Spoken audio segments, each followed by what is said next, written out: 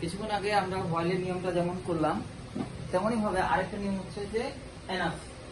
এই এনাফের বিষয়টা মানে একটু ভিন্ন, যে ওটা থেকে ওটা কিন্তু আমরা যখন কমপ্লেক্স থেকে সিম্পলে যখন আসতাম তখন সিম্পল ভাবেই কিন্তু করে ফেলছি, জাস্ট ওই জায়গায় চেঞ্জ করে বসাইছি।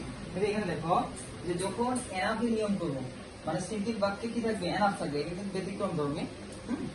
যদি এনাফের পর গণনাযোগ্য নাম, আচ্ছা গণনাযোগ্য নাম কোনগুলা, আমরা যেগুলা গুনতে পারি, ঠিক আছে, গণনা করতে পারি কি, যেমন পেন কয়টা, কলম একটা, ঠিক আছে। তারপরে আমরা কোনগুলো গণনা করতে পারি, যে যে প্রপার নাউন, ঠিক আছে। তারপরে হচ্ছে কি কমন নাউন, একদল, যাদের এই ধরনের নামকে আমরা কি করতে পারি। তারপর ম্যাটেরিয়াল নাউন যেগুলো আছে, হ্যাঁ, এগুলোর নাম আমরা কিন্তু কি করতে পারতেছি, গণনা করতে পারতেছি। যেহেতু যেগুলো গণনা করতে পারি, অর্থাৎ গণনাযোগ্য, একটা দুটা তিনটা চারটা পাঁচটা এইভাবে কিন্তু গণনা করতে পারবো, সেগুলোকে আমরা বলি কি গণনাযোগ্য নাম, অর্থাৎ কাউন্টেবল নাম। কি নাম? কাউন্টেবল নাম। এখন বলছে কাউন্টেবল নাউন যদি হয় তাহলে এনাফ এর পরিবর্তে তখন আমরা কি বসাবো, এক সো মেনি বসাবো। কার জায়গায়? এই এনাফ এর জায়গায় আমরা জাস্ট সুইচ করে দেবো এখানে সো মেনি। তারপরে আমাদের ওয়ার্ড থাকবে, ওয়ার্ড বসাবো, তারপরে দেন দ্যাট, তারপরে সাবজেক্ট। এস থেকে আমি এখানে শর্ট, আমার যেহেতু জায়গা শর্ট এই কারণে এস থেকে আমি সাবজেক্ট বুঝেছি, এস থেকে কি সাবজেক্ট বুঝেছি, ঠিক আছে। সাবজেক্ট বসাইছি, তারপরে কখন ক্যান হবে কখন কুড হবে, তোমার এই যে সেন্টেন্সের প্রথম ভার্ব অর্থাৎ ফাইনাল ভার্বের আচরণ অনুসারেই ওটা কিন্তু ক্যান বসে নাহলে কুড বসে, বুঝা গেছে। তো চলো আমরা এখন দেখি। দেখো এই বাক্যটা দেখো যে সিম্পল বাক্য আছে, she collected enough old things to make an archive. এখন এই ব্যক্তি কি করছে, যে যথেষ্ট পরিমাণ কি পুরাতন জিনিস সে সংরক্ষণ করছে। এখন পুরাতন জিনিস কি একটা দুটা তিনটা চারটা পাঁচটা যেকোনো হোক, কিন্তু গণনাযোগ্য। গণনাযোগ্য কি না, থিংস বস্তু মানে হচ্ছে কি আমরা গণনা গুনতে পারবো। তার মানে এইটা ইন্ডিকেট করতেছে হচ্ছে কি কাউন্টেবল নাউন। কি কাউন্টেবল নাউন, কাউন্টেবল নাউন যদি হয় তাহলে আমরা এনাফের পরিবর্তে আমরা কি বসাবো, সো মেনি। এনাফের পরিবর্তে আমরা বসাবো সো মেনি। দেখা যাক, তাহলে লিখলাম সি কালেক্টেড, কালেক্টেড এনাফের জায়গায় আমরা পরিবর্তন করে সুইচ করলাম সো মেনি। কি বসাবো, সো মেনি। এই সো মেনি কার পরিবর্তে আমরা নিয়ে আসলাম, সো মেনি নিয়ে আসলাম আমরা হচ্ছে এনাফের পরিবর্তে, ঠিক আছে। এখন দেখো তারপর বাকি কি আছে, যে বিষয়টা আছে ওই বিষয়টা বসাই দিলাম, ওল্ড থিং। ওল্ড থিং, একটা ট্রিক্স দিচ্ছি যে কোন জায়গায় তোমরা দ্যাট বসাবা। সেই ট্রিক্সটা হলো কি, যে দেখবা যে এই যে এনাফের পরে দেখবা যে কয়েকটা ওয়ার্ড বা একটা ওয়ার্ড হোক বা দুটো ওয়ার্ড হোক, পরে দেখবা যে কি দেওয়া আছে, টু লেখা আছে। ওই টুর জায়গায় তোমরা কি বসাবা, দ্যাট বসাবা। দ্যাট যদি বসাও, হ্যাঁ, দ্যাটের পরে আমার কিন্তু কি প্রয়োজন, আমার সাবজেক্ট। তাহলে মেইন ক্লোজ হচ্ছে আমার এইটুকু, যে সাবজেক্টের মানে যেই শব্দাংশের মধ্যে সাবজেক্ট এবং ভার্ব থাকে ওটাকে আমরা মেইন ক্লোজ বলবো। তার মানে আমার এইটুকু হচ্ছে কি মেইন ক্লোজ, সাবজেক্ট এবং ভার্ব আছে, ঠিক আছে, অর্থাৎ প্রিন্সিপাল ক্লোজও বলা যায়। তো দেখো এই বাক্যে তাহলে আমাদের সাবজেক্ট কে, সি। সাবজেক্ট কে কে হতে পারে, আমাদের সাবজেক্ট আমরা পড়ছি এর আগে, নাউন আর প্রোনাউন ব্যতীত আর কেউ কি হতে পারে না, সাবজেক্ট হতে পারে না। তার মানে এখানে সি কি, এখানে আমাদের প্রোনাউন, যেহেতু প্রোনাউন এটা, তার মানে সাবজেক্ট আমাকে নিতে হবে, দ্যাট সি নিলাম, ব্যবহার করলাম। সি এর পরে আমাকে নিতে বলছে কি ক্যান অথবা কুড। এখন কোনটা নিব আমরা, ক্যান নিব না কুড নিব?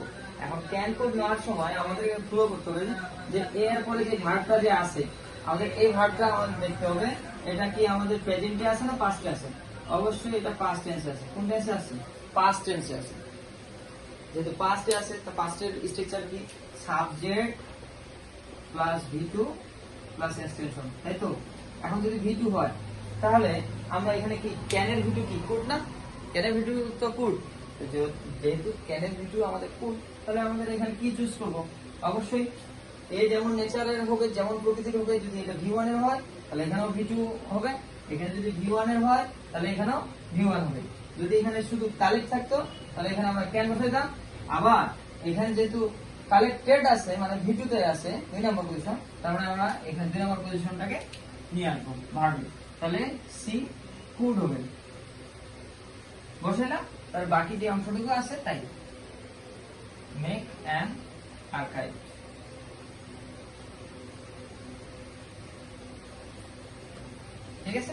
এইভাবে আমরা সিম্পল এবং কমপ্লেক্স নিয়মে করবো, এনাফের নিয়ম।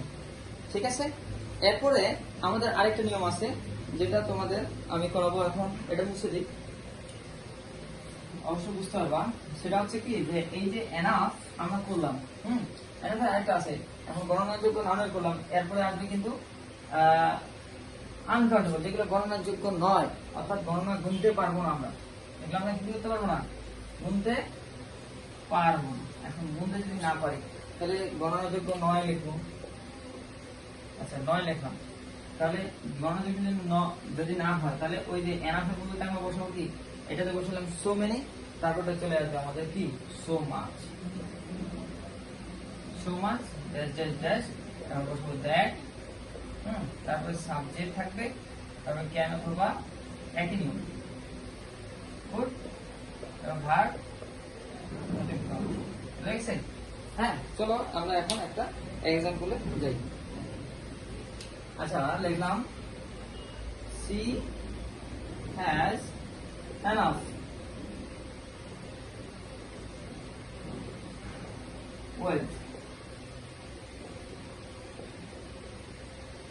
wealth to impress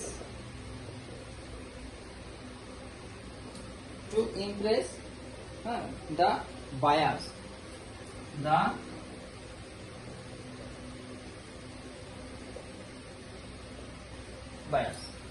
দেখো এই বাক্যে আমাদের আবার যেহেতু এনাফে নিয়ে যাচ্ছি, দেখো এনাফ এখানে কিন্তু কি এনাফ আছে, আগের বাক্যে কিন্তু আমাদের ছিল কি এনাফের পরে